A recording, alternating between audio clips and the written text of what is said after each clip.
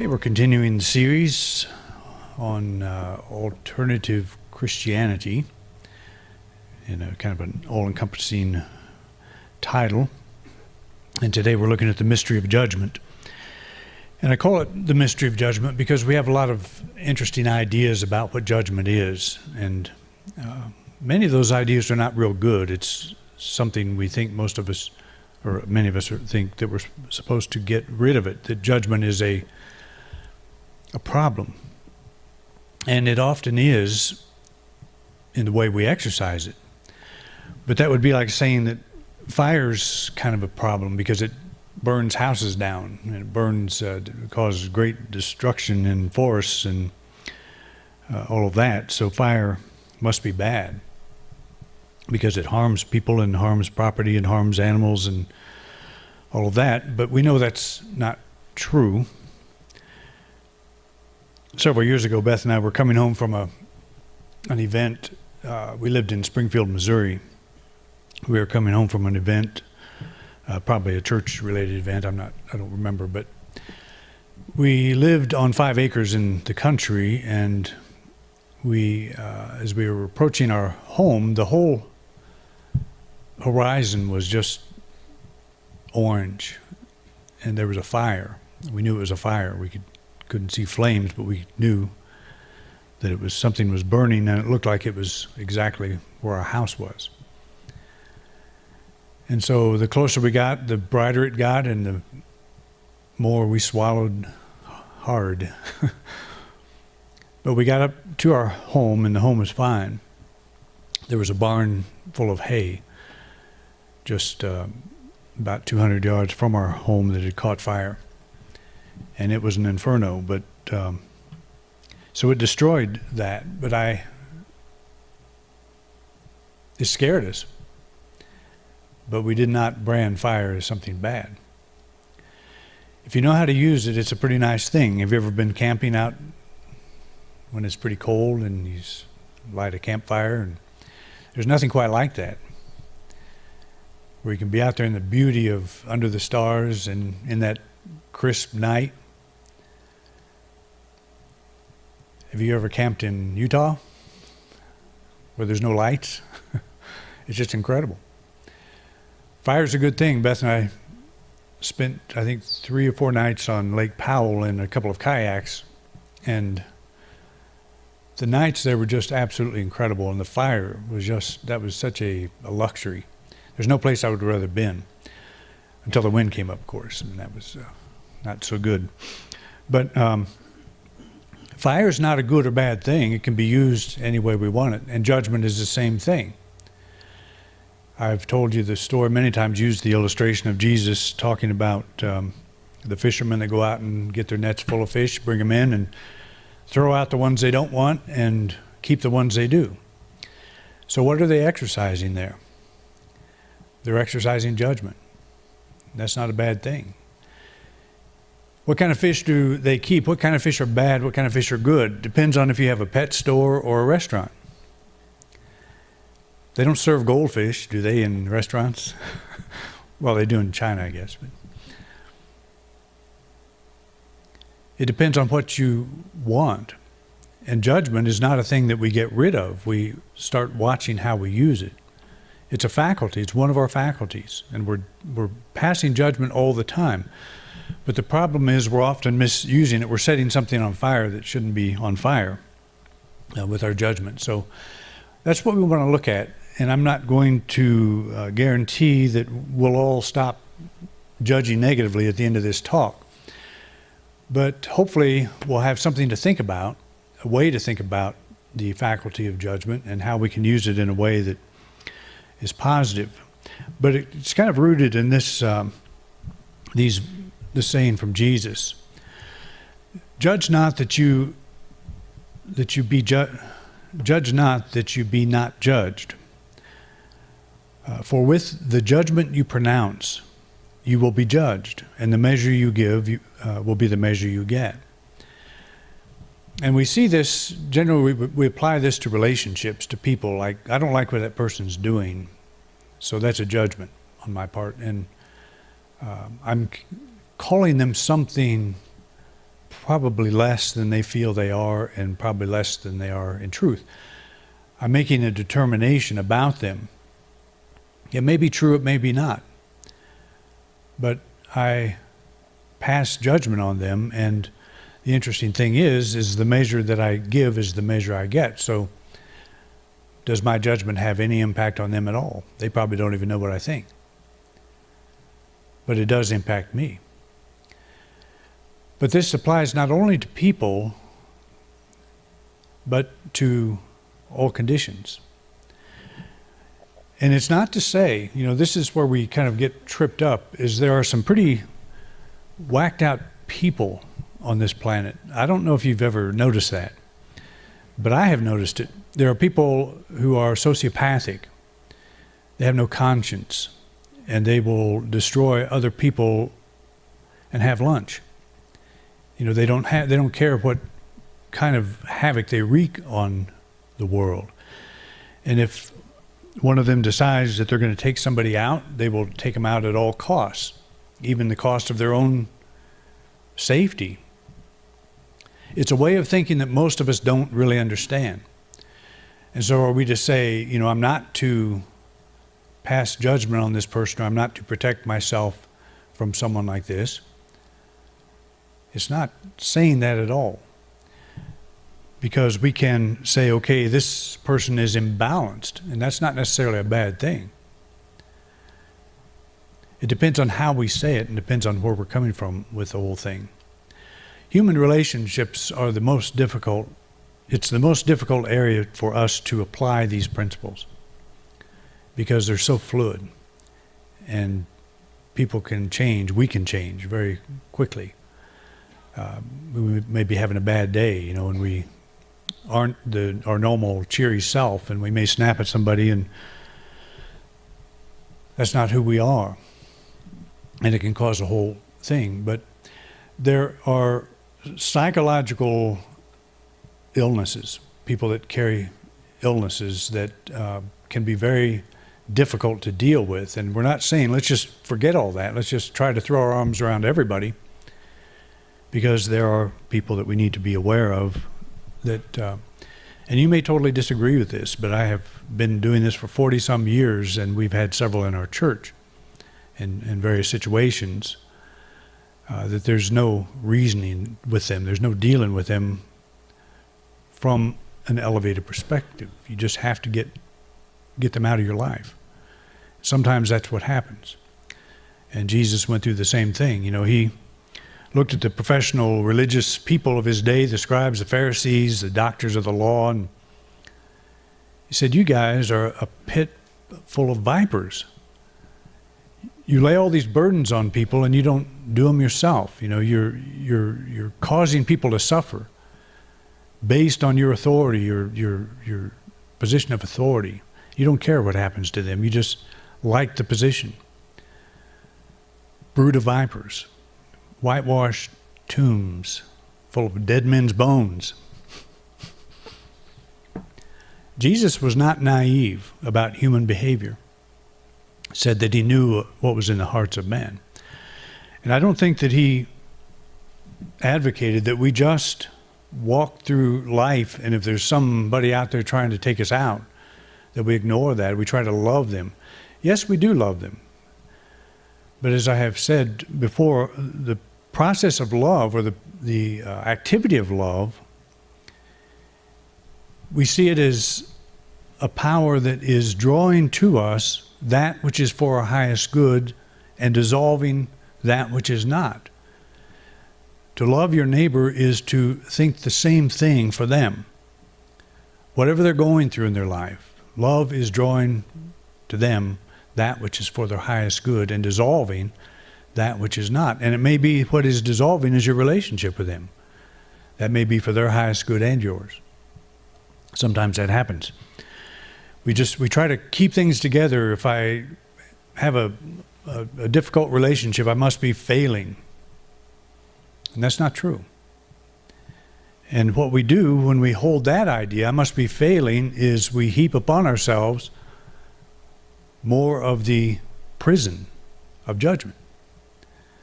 We say, I am just not there yet spiritually. I'm not good enough yet. And so we define ourselves from that perspective, but you will never get past that. I guarantee you, as long as you're in a body, you're never going to get past the problem with dealing with other people. And maybe you will, but Jesus never did. Look how he ended up. You know, if he's our example, well, you might as well nail me up and get it over with, because I'm not going to get any better at dealing with crazy people.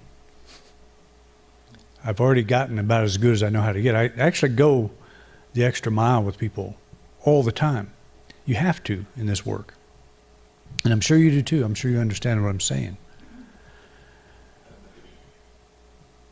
But it's pushed me to my edge and beyond many times. Nobody told us about this when we signed up for ministry. You know, we went through ministerial school, through seminary, and they just give you the impression that, oh, you're doing this wonderful work, you're going out and you're going to save the world and all of that. And that's not necessarily true. I don't think really I've made that many changes in the world. I got into this because I wanted to get into it. I like this stuff. I like the teachings. The administration and the ministerial life gets a little bit taxing sometimes. But if you're trying to walk the straight and narrow in terms of never getting angry, never of feeling like you need to throw your arms around everyone and yet you don't feel you can, don't label yourself a spiritual failure. Because there will always be something that will knock you off your high horse, or knock you to your knees. There'll always be some situation in life that comes along and pushes you beyond where your faith has extended. Just kind of the nature of this whole life. That won't stop probably until we drop the body. And I don't know if it'll stop then. It's like if you are an infinite being, as I believe you are and I am, then when will you fully encompass yourself? When will you fully know yourself? When will we reach the end of outer space in our exploration of outer space? It's infinite. When will we find the end of it, the edge of it? Astronomers say they do on occasion, and then that theory gets blown right out of the water the next day. How do you encompass the infinite? You don't. You just keep expanding. You know, that's what our universe is doing. It's expanding. And we're expanding as well. And the problem is we get ourselves in a self-image, an identity that we say, this is, who I am, and then we create another one, this is who I need to be. And we work toward that, and it's a false thing. You already know how to be who you are. You already know what you are at the very deepest level. We've all forgotten that, and we're remembering it. But that's it's a very important thing. So this is a perspective that Jesus is talking about, and so the view that we are considering these sayings of Jesus in is these three ideas: the omnipotence of God. When we talk about judgment, we're not talking about God changing. God is one presence, one power, changeless. Just like the sun shining, even when the clouds come, it's still there. So we're not talking about changing God. When we think of judgment, I did something wrong. Many of us still carry this idea that God can punish us, that somehow God's going to send us a lesson. But omnipotence can't do that. It's all it will ever be all the time. If we're out of tune, if we get out of touch with that, that's our vision, that's our lack of understanding. So we're considering this statement in this context, the omnipotence of God. We're in a changeless field of energy that's absolute good, God. That our nature is divine, no matter how bad you mess up. That does not change who you are at the deepest level. You are the image likeness of God, the expression of the infinite. And that's another problem that we have. I mess up, so I must not be good enough. I must need to learn something more. And the whole time I'm doing that, that's my surface mind, my surface self-identification, trying to be something it will never be.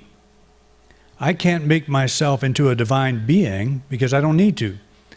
I'm already that. My soul is complete. What I need to do is when I'm beating myself up is say, who's this self you're beating up? You're trying to make this self into something it'll never become. You can't do it. That which you are at the deepest level is complete, and it is the image likeness of God. It's the Christ. It's that spiritual essence. You don't make it better. You don't become more like that. You remember that aspect of yourself. That's the problem. It's not what we don't know that hurts us, as somebody says. It's what we think we know that just isn't so. And that's really true. I think the spiritual journey, the longer I do this, the more I think of the spiritual journey, not as learning more things. I don't like hearing this thing that our soul is here to learn. This is a big school. We're here to learn. What could a spiritual being who operates in the fourth dimension at a four-dimensional level, a high level, learn from a three-dimensional school? You learn how to be more of what you are at the spiritual level. It's the three-dimensional level that makes us forget. What lessons are there here for us to learn spiritually? I get over anger, I get over fear, I get over this or that. I have these things because I have a body. If I didn't have a body to feed and clothe and shelter, I wouldn't have all this whole range of emotions that I'm trying to overcome. Has nothing to do with my spirituality. But I get lost in that. And I look in the mirror and I say, there I am. That's me. I'm having a bad day. But my soul never says that. It can't. It never has a bad day. It never has a day. It has a perpetual experience. And what our journey is all about is coming to know that, to get back to that, to stop trying to be a spiritual being and wake up to the fact that we're already there. That's already us. So our divine nature, that's never harmed in any way whatsoever. I don't care how far out into the far country you wander, how far your prodigal self goes.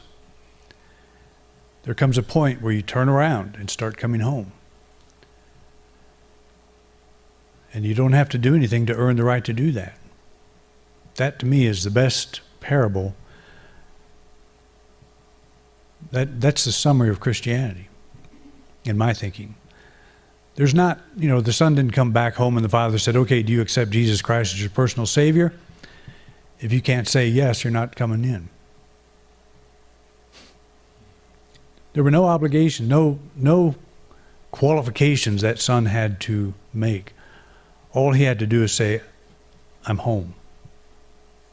He didn't even have to say, I screwed up. He had this thing all planned out to tell his father. He started saying, I sinned against you, I sinned against God, I sinned against everybody. And the father said, yeah, I don't care. Come home. Let's have a party. That's what we're doing. We have wandered out in the wilderness that is a body-based wilderness and forgotten who we are, and we're coming home. And there's no stipulations for that. It's simply, I am so sick and tired of being sick and tired that I'm ready to go home. But we make all these arrangements with God. If I read enough, if I go to church, if I pray, if I do all these things, God will find me worthy and He'll accept me. But you're already accepted. That's the whole point. And then our relationship of oneness with God, if you think of the prodigal son, he was separate. He felt separate. He was out in the far country, but how did the Father see him? He never gave up on his Son. He saw him coming back from a distance. And that's symbolic of this idea that the moment we turn in our awareness, it's not the Father. The Father doesn't change. Omnipotence. The love of God never changes. The acceptance. So it's in that context we think of judgment. It's not a bad thing. It's a faculty that we can do harm to ourselves with that. And by harm, I just mean make ourselves miserable. Don't think of judgment as some form of divine retribution. Think of it in terms of vibratory attraction. A reaction that is equal to the thing we are judging. So we say this is bad, has no impact at all on whatever it is we're saying. It's bad. Maybe that thing's bad, maybe not. It's where we are. It's a vibratory level that we are declaring. That's where we're operating from. We see from the level of what we believe to be true. And that's difficult to accept that as being true, because it sure looks like it's them. It looks like it's that out there that's causing the problems. And I'm not saying again that there aren't crazy people and there aren't crazy situations. I mean, the world at this moment is in a very unusual place, I think. I don't think it's ever been like this. I hope it hasn't. I mean, it's just the anger and all the stuff that's flying around. It's easy to buy into all of it, to get caught up in it. There's always been wars and rumors of wars, and there'll probably always be. But it's another opportunity for us to understand how this whole thing works. Where is that world? When you're suffering because of what's going on out there, where is that world really? We're taking it into ourselves and we're suffering because of judgment. We have judged, that's bad, so I must feel bad. And again, to break that connection is very challenging. But Jesus said his kingdom was not of that world. It's of this world. It's not of the action that's going on out there, it's the reaction. That's where you become master. We don't want to change the world. If you think you've got to change the world, you have to look at yourself. The world actually is doing pretty well. It's a perfect place for us. But all the human craziness we see, well, it depends on how you look at it. Whether it makes you crazy, equally crazy or not. I really like this illustration. You've probably all seen this. And I didn't realize this went way back into ancient Hebrew or Hindu times.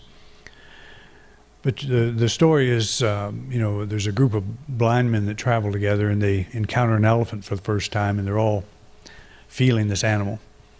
One touches the trunk, one the leg, one the tail, and one, the side or whatever. And each would say, this is an elephant. It's this long tube that moves around this, whatever, the trunk, it's a shaft, it's ivory, smooth ivory thing. It's this leg, or it's this rope-like thing.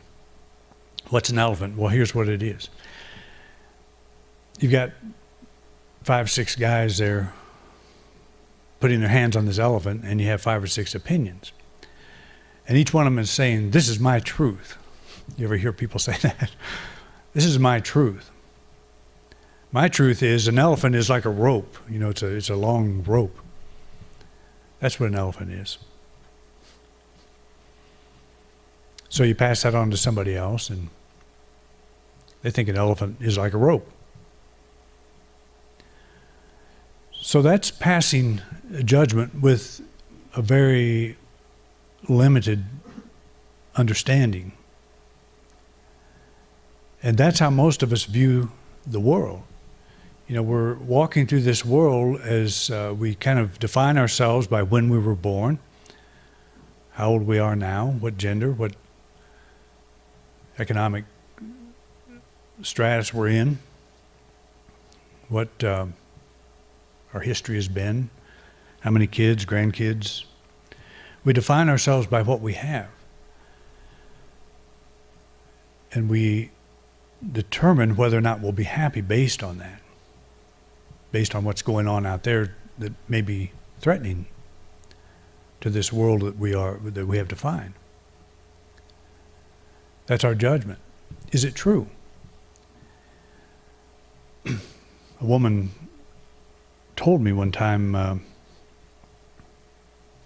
I think I've told you this story. She had a bumper sticker on her car that said, "Pray for world peace." And I said to her, "What do you think's wrong with the world?" And she said, "It's a dangerous place." But do all people think the world is a dangerous place? Is the world a dangerous place? If it is, everybody will think that.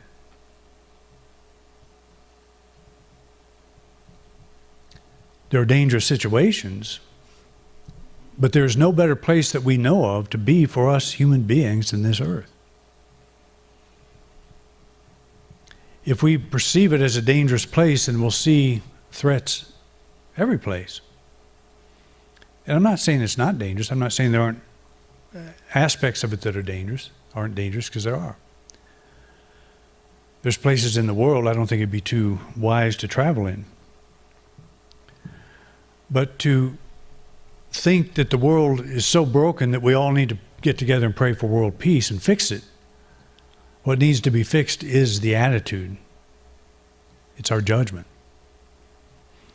You'd be surprised if you are peaceful within yourself, how peaceful the world becomes. To withhold judgment, especially one that is critical, is to recognize, and by critical I mean destructive, is to recognize that you are reacting to a thing, not according to the truth of a situation, but according to the level from which you are seeing it. And here's how simple this is. The other day I was out driving down the street and this guy just barrels past. You know, he's probably doing 50, 60, 70 on whatever that street is, Patterson. And my first reaction was, this guy, he's just totally inconsiderate. He's nuts. He's one of those people. But then I got to thinking, maybe his wife was slumped down in the seat having a baby. Maybe his house was on fire. Maybe he had a problem, an emergency that he had to get to immediately. Did I know his problem? Did I know, I could project? But the interesting thing is, when I was calling him a nutcase, a careless driver, I was having this kind of bad experience. Like I had fallen down into that level. And I was reacting to my thought of what I thought he was doing. And then when I shifted my thought, well, maybe he's having an emergency. I would probably do exactly what he's doing if I had that emergency. And people would say the same thing about me. There goes a nutty driver, another Grand Junction nutcase. Dysfunction at the junction.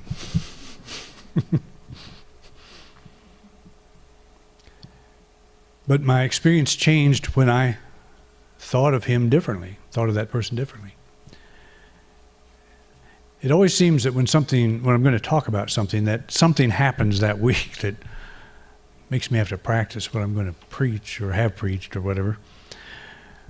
But that's where judgment gets us. In the course of just a few seconds, I had two completely different kinds of experiences based on my judgment. One, I was calling him something that I don't know if he was or not. Maybe it was that. But what it caused me to do was have a lesser quality of life, a lesser quality of experience in that few moments. We think that doesn't really matter. But we have to ask ourselves, what's the whole point of the spiritual thing? Are we trying to improve our lives or not? And when does that start? Does it start the moment everybody drives as good as we do? Haven't you ever done what that guy did? I've never had I've had one ticket, and I've had no wrecks, but I've just never been caught. I've broken the speed limit, and I've done it for good reasons. Don't we always break the law for good reasons?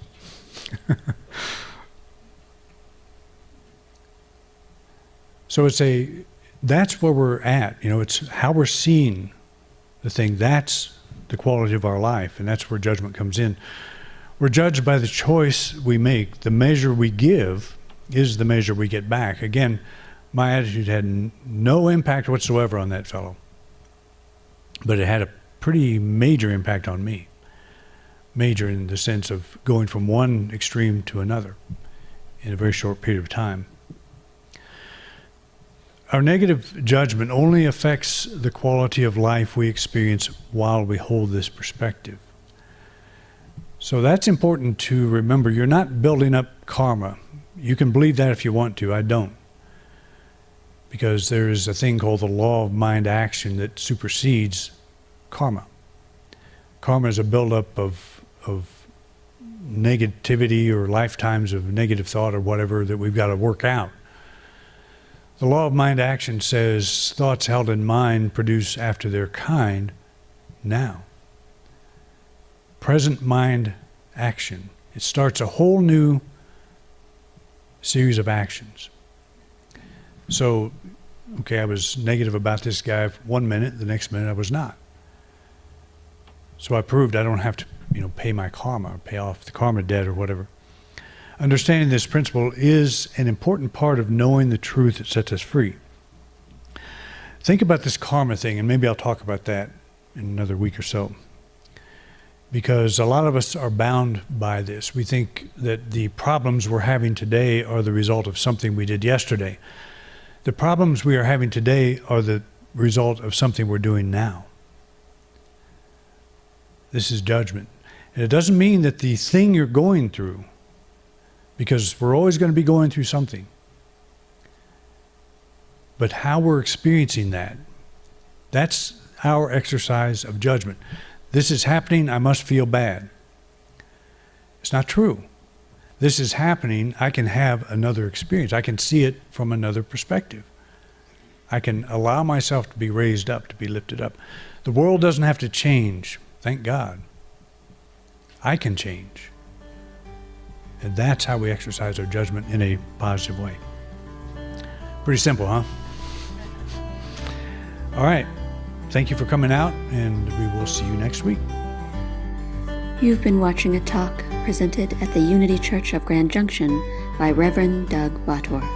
We would like to thank everyone who joined us here today in beautiful Grand Junction, Colorado, as well as those of you who are joining us online.